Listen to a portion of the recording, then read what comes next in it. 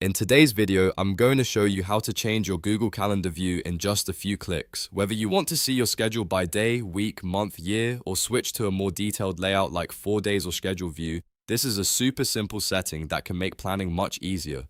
If this tutorial helps you out, go ahead and hit the like button and subscribe for more quick software guides just like this. Let's jump in.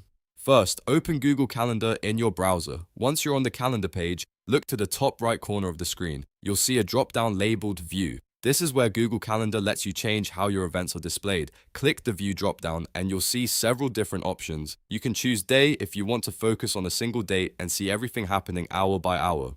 Week is great if you want to plan across the full week and keep an eye on your upcoming commitments. Month gives you the bigger picture so you can quickly scan your entire schedule at a glance. If you need an even broader overview, year is useful for long-term planning and seeing how your calendar is structured over time. If you prefer a more compact timeline style layout, you can choose schedule, which shows your events in a list format. And if you want a middle ground between day and week views, 4 days is a great option because it gives you a focused look at just a few days at once without feeling too crowded. Now simply click the view you want and Google Calendar will immediately switch to that layout.